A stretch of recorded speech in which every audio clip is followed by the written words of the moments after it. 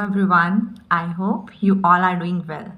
So let me start with our next topic, that is combination, how we have to use combinations in our probability part, right? Let me start with the basic first. Yeah. Combination को हम C से denote करते हैं. C stands for combination. और इसमें एक portion होता है लाइक यहाँ पे हमें अवेलेबिलिटी मेंशन करनी होती है एंड यहाँ पे we have to write down requirement. For example if I am writing 4C2, it means I have available 4 items and I have to find out 2 requirement, right? It means my requirement is 2, you can say, and I have to find out the combination of these 2.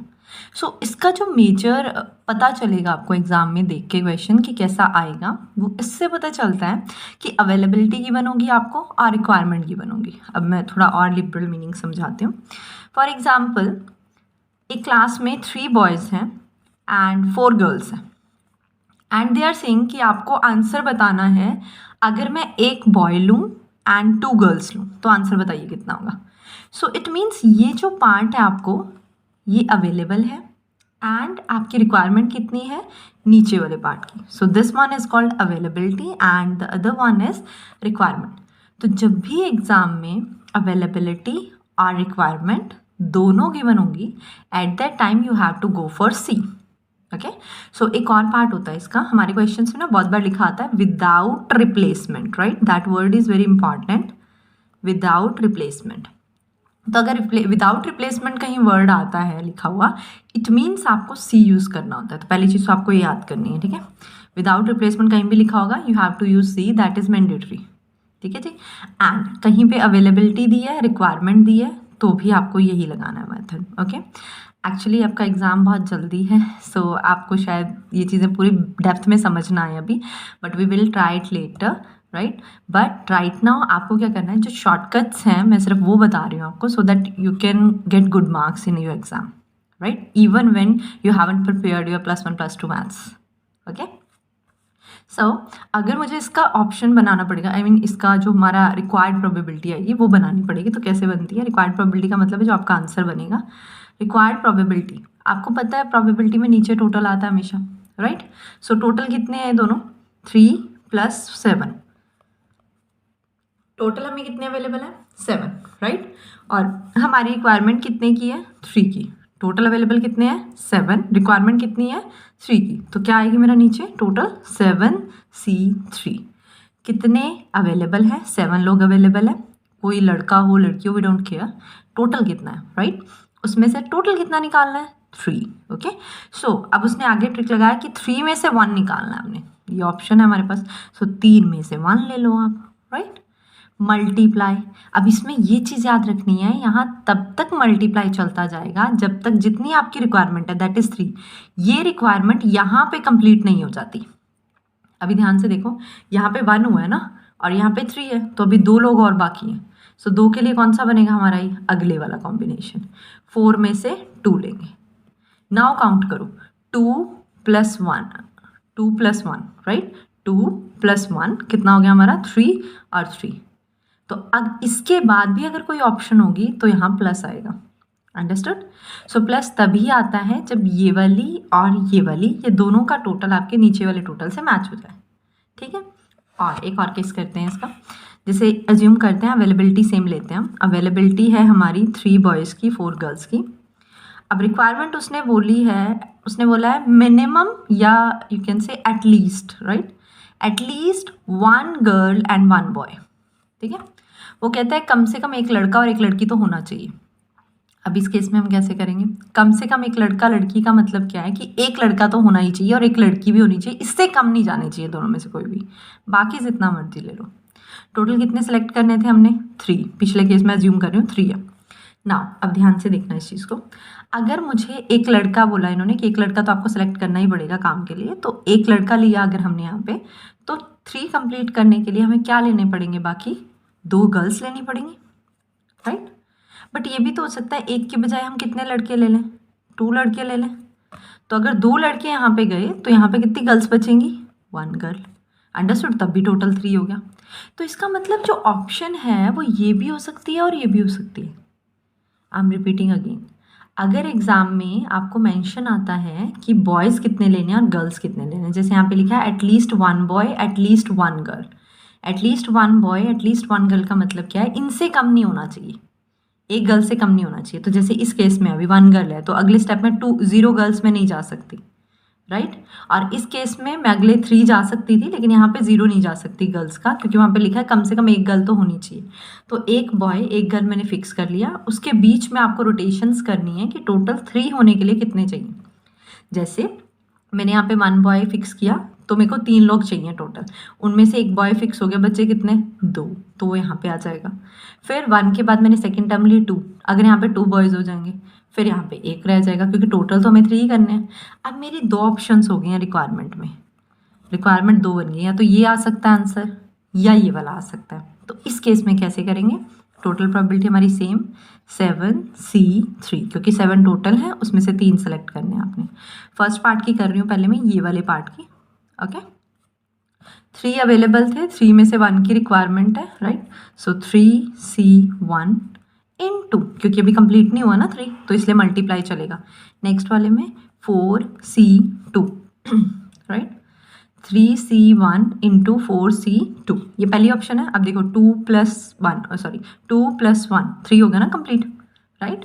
Plus, अब plus क्यों आया, क्योंकि 3 complete हो गया। तो एक option ये है और एक दूसरी ऑप्शन है, तो जब भी हमें ऑप्शंस दी होती है ना, उनके बीच में प्लस आता है, क्योंकि आंसर ये आ सकता है, ये आ सकता है, ये आ सकता है, तो कोई भी आंसर आ सकता है ना।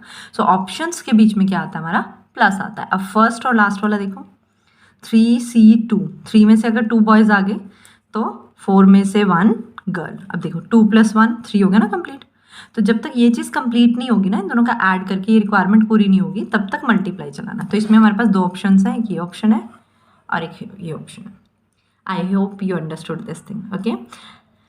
पेपर में आपको प्रोबेबिलिटी ही आनी है, तो आपकी बुक में जो क्वेश्चंस दिए हैं दैट इज़ एग्जाम्पल नंबर 17, जो मेरे पास राइट नाउ बुक है, ये है TR जैन है, राइट।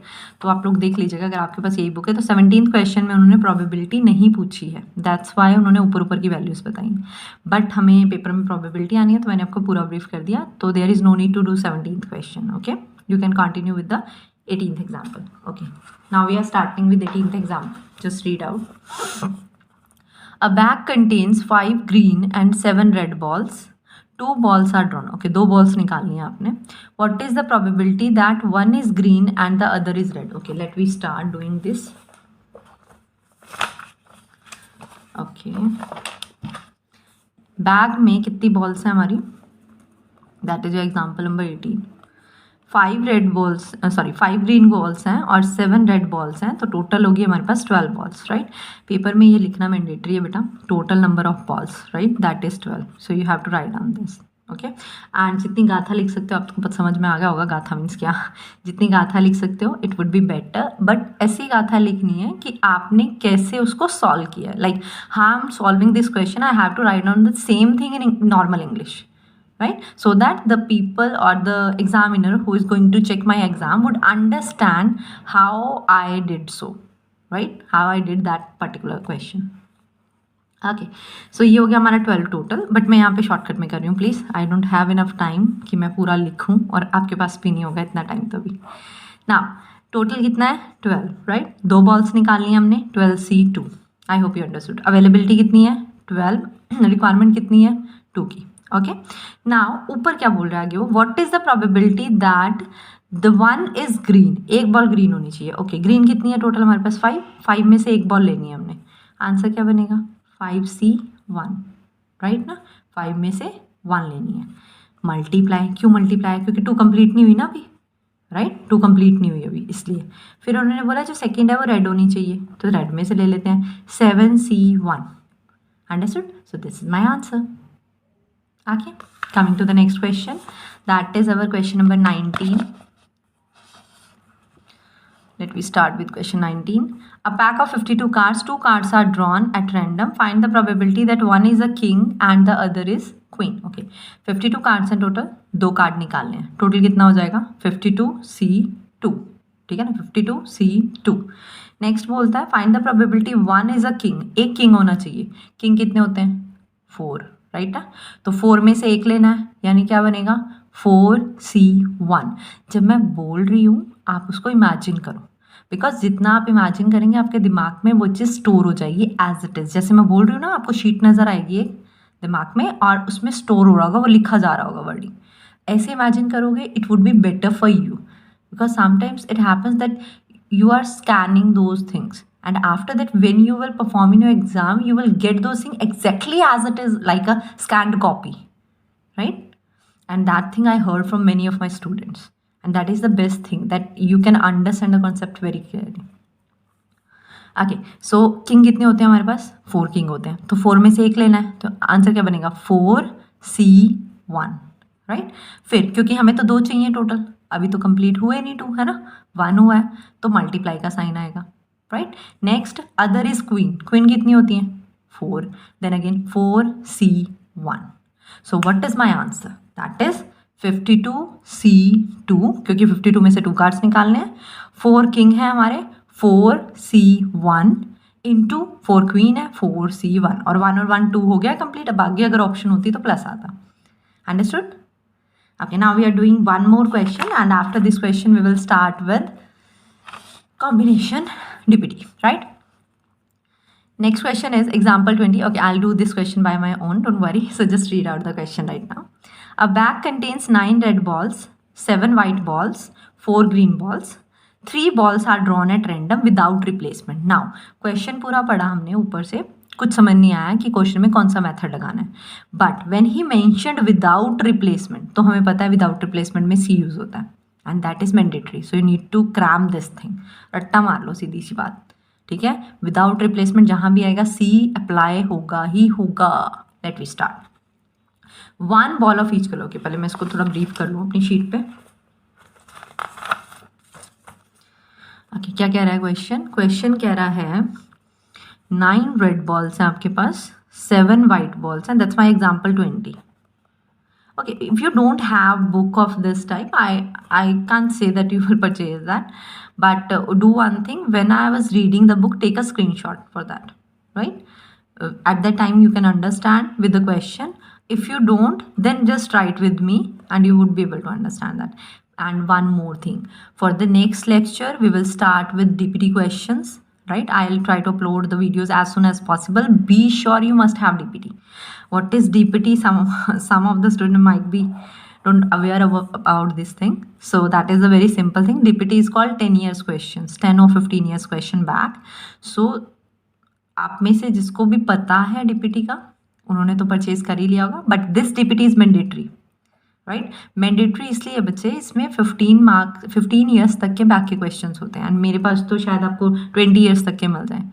कभी कभी ऐसा होता है एग्ज़ाम में कि exam as it is copy paste किसी ईयर का आ जाता है, राइट? तो हमें नहीं पता ना एग्ज़ाम कैसा आएगा, but we can prepare for the worst, right? So जो मेन चीज़ है वो ये है कि DPT से आपको पैटर्न पता चलता है कि किस टाइप के क्वेश्चंस आते हैं। I always before starting the lecture or before starting anything, any subject related query, I would always consider that DPT, कि DPT को एक बार चेक करो, at least you must know what will come in exam, after that you will go for that. ऐसा नहीं है कि DPT में से ही एग्जाम आएगा, no, it's not like that. I would always prefer कि आप 100% सिलेबस कीजिए, पूरा कवर करके जाइए, पेपर कहीं से भी आए डरने की ज़रूरत ही नहीं है अपने को। बट कभी कभी ऐसा होता है, लाइक कुछ बच्चे ऐसे होते हैं वो एंड मूवमेंट वाले, कुछ नहीं 80 to 90% बच्चे एंड मूवमेंट वाले होते हैं, तो उनके लिए वी वुड ऑलवेज प्रेफर कि DPT परचेज कीजिए। एटलीस्ट आपको बेसिक क्लियर होगा पेपर में किस टाइप का पेपर आना है, ठीक है, और उसके हिसाब से आप प्रिपेयर कर सको। बट इफ़ यू आर 90% और 99 और 100% वाले स्टूडेंट्स हो अगर आप, सो कोई दिक्कत नहीं। हमारे कुछ स्टूडेंट्स के 98 मार्क्स भी आए हैं, और जिसका मैंने शायद आई डोंट नो, मैंने पहले लेक्चर में बताया नहीं, मेरे एक स्टूडेंट था, he scored 93 marks in maths, right? और वो PU से कर रहा था, 6-7 ईयर्स आई थिंक हो चुके हैं इस बात को, तो PU से कर रहा था एंड इवनिंग स्टडी में था वो, और उसको मैथ को कुछ नहीं आता था, बिल्कुल भी कुछ नहीं आता था, राइट? और 15 डेज पहले ट्यूशन आया वो मेरे पास, एंड क्योंकि उसको मैथ का कुछ नहीं आता था, तो यू नो दिस थिंग, हमने इंपॉर्टेंट चीज़ें की होंगी उस टाइम पे, बहुत रेयर इंपॉर्टेंट चीज़ें की थी हमने, मतलब अभी मुझे याद नहीं है कौन सी चीज़ टॉपिक्स किए थे हमने, बट 15 डेज में जितना हो सकता है 1.5 आवर या 1 आवर की क्लास में, तो हमने वो किया था कवर। एंड जब उसका रिजल्ट आया, he called me at that time and he said, Di, I scored 93 marks. I was shocked at the time. I said why are you kidding me, है ना. 93 और वो भी तेरे, बिकॉज तूने प्लस वन प्लस टू में भी maths नहीं पढ़ा और वही 15 दिन में पढ़ के, हाउ इज दैट पॉसिबल. मैंने कहा मजाक ना कर, मेरे को पता है तेरे 39 आए होंगे, 35 इज द पासिंग एंड तेरे 39 आए होंगे, तो तू पास हुआ है, I know that. And after that what he did, he sent me a snap screenshot, right. So तब मैंने जब देखा ना, I was shocked and he said कि मेरे घर में सारे शॉक्ड हैं देख के कि तूने तो कभी मैथ पढ़ी नहीं जिंदगी में, तेरे 93 कैसे आ गए. So that is the power of DPT. Okay, हर बार हार्डवर्क करना ज़रूरी नहीं होता. You have to go for smart study. And one more thing, अभी जितने लेक्चर्स आएंगे, वीडियोस आएंगे, आप ट्राई करना कि आप सारे देखो. एंड आई वुड प्रेफर कि जिस दिन आपका एग्ज़ाम है, I am not sure, first को है शायद एग्ज़ाम आपका, तो जिस दिन एग्ज़ाम है ना, सुबह what you have to do, DPT वाली वीडियोस एक बार स्पीड अप करके, मतलब फास्ट स्पीड में करके, 2x की स्पीड पे करके या थोड़ी कम पे करके, अगर आप जितना कंफर्टेबल हो, सिर्फ डीपीटी के क्वेश्चन एक बार ब्रीफ कर लेना. अच्छा, इसमें ये होता है, इसमें ये होता है, ऐसे होता है, ऐसे होता है. And I will try my best कि जितना ज़्यादा कवर हो सके आपका सिलेबस तब तक. एंड वन मोर थिंग, जो प्रोबेबिलिटी में थियरी आती है, जैसे बहुत सारे बच्चे ना प्रैक्टिकल करके जाते हैं, थियरी नहीं करके जाते, तो थियरी भी करनी है आपने. अगर आप लास्ट मोमेंट वाले बच्चों में से हैं, अगर आप उनमें से हैं जिन्होंने पहले से प्रिपेयर कर लिया है, then it would be good enough कि आप प्रैक्टिकल की तरफ चाहिए, क्योंकि उनका प्रैक्टिकल स्ट्रॉन्ग हो जाता है बेटा. 3-4 मंथ्स में पढ़ के ना अच्छे से प्रैक्टिकल स्ट्रॉन्ग हो जाता है, कोई दिक्कत वाली बात नहीं है. बट अगर आप लास्ट मोमेंट वाले हैं, इट वुड बी बेटर, मैं ट्राई करूँगी कि एक लास्ट वीडियो अपलोड करूँ मैं, उसी दिन मॉर्निंग में भी हो पाएगी तब तक, ठीक है. अगर उससे पहले पॉसिबल हो then I will try, but paper से पहले एटलीस्ट 3 to 4 आवर्स पहले पेपर से आप उस वीडियो को कान में लगा के सुन लेना. एंड जो ट्रैवलिंग में जाते हैं उनके लिए तो बेस्ट है, बस उस वीडियो को सुन लेना, उसमें थियोरी होगी सारी. रिमेंबर वन थिंग, मैं थियोरी समझाऊंगी नहीं, याद रखना, मैं थियोरी सिर्फ रट्टा मरवाऊंगी इस वीडियो में. ओके, बिकॉज अब समझाने का टाइम नहीं है ना, पेपर 3 घंटे बाद 4 घंटे बाद आपने पेपर में बैठना है, तो आप क्या लिखोगे.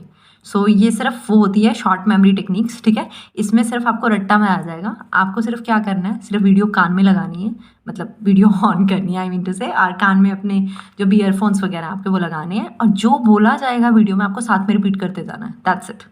जितना ज़्यादा साथ में रिपीट करोगे, एटलीस्ट पेपर में बाई चांस अगर क्वेश्चन आ जाता है तो तुम्हें थोड़ा बहुत तो उसके बारे में पता होगा, that you can write enough, right. बाकी गाथा तो बीकॉम के बच्चे बना ही लेते हैं, right. Okay, coming back to our question. Okay, please अगर आपके पास डीपीटी नहीं है तो purchase DPT, that is mandatory.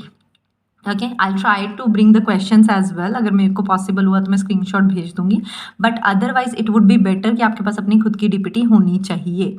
130 rupees की तो सारी आती है, अगर 130 में आपको मार्क्स अच्छे मिल रहे हैं तो क्या चाहिए और, नहीं. Okay, coming back to the questions. 9 red balls हैं, 7 वाइट बॉल्स हैं और 4 ग्रीन बॉल्स हैं, तो टोटल बॉल्स हमारी कितनी हो गई, 20. 7 4 11 एंड 9 20. ओके, अब उसने बोला है हमें 3 बॉल्स निकालनी है, राइट बच्चे. 20 में से 3 बॉल्स हमने निकालनी है. So what would be my answer, 20C3. I hope now you understood. अब मैं बार बार ब्रीफ नहीं करूँगी, अब आपको समझ में आ गया होगा 20C3 क्यों लिखा. फर्स्ट पार्ट में लिखा है मेरे पास 1 बॉल ऑफ ईच कलर, कहता हर कलर की एक बॉल लेनी है, ठीक है, हर कलर की एक बॉल लेनी है, मतलब रेड में से भी एक बॉल लेनी है, उठा लो रेड में से एक बॉल, 9C1. अब क्योंकि 3 पूरी नहीं हुई ना, मल्टीप्लाई चलेगा, मल्टीप्लाई. फिर 7 में से भी एक लेनी है, कितनी होगी, 2 होगी, 3 कंप्लीट नहीं हुई, फिर से मल्टीप्लाई, फिर 4C1. सॉल्व कर लो, will get the answer. And don't worry, see कैसे सॉल्व होता है बताएंगे. Okay, done. Second part, this is my first part. Coming to the second part, only 2 red balls. ये चीज़ इंपॉर्टेंट है. अगर पेपर में आपके पास 3 ऑप्शन है, देखो जब यहाँ पे 2 ऑप्शन है तो हमें साफ दिखता है, अगर रेड ले लिया तो दूसरे वाला वाइट होगा, बट यहाँ पे क्या लिखा है, ओनली 2 रेड बॉल्स. अगर 2 रेड बॉल आपने लिए हैं तो बाकी जो एक होगी वो वाइट भी तो हो सकती है, वो ग्रीन भी तो हो सकती है. अब अगर यहाँ पे 4 ऑप्शन होती तो एक और आ जाती है ऑप्शन में. तो ऐसा केस जब भी आएगा कि आपको एक का तो बता दिया कि ये इतनी होनी चाहिए, बाकी 2 में आप कंफ्यूज हो, तो आपने क्या करना है, ये बाकी 2 को टोटल कर लेना है, इन दोनों को ऐड कर लेना. ओके, 7 + 4 कितना हो गया, 11. तो इनको ऐड कर लेना, ये बेस्ट ऑप्शन होती है. नहीं तो आप एक वाइट में से लोगे, फिर अगले स्टेप एक और करोगे, फिर उसमें ग्रीन मानोगे उसको, तो बहुत कॉम्प्लिकेटेड है.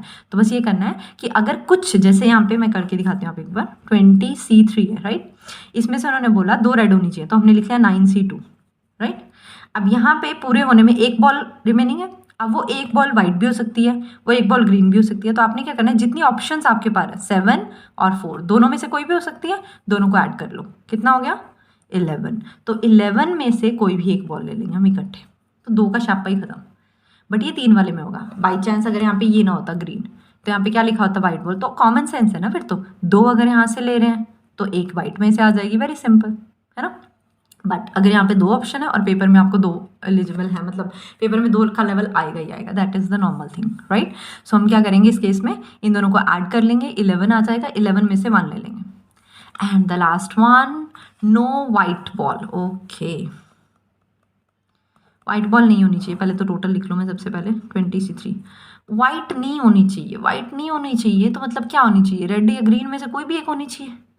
अंडरस्टूड और नॉट? रेड या ग्रीन में से कोई भी हो सकती है, वाइट नहीं होनी चाहिए। I hope the point is clear to you.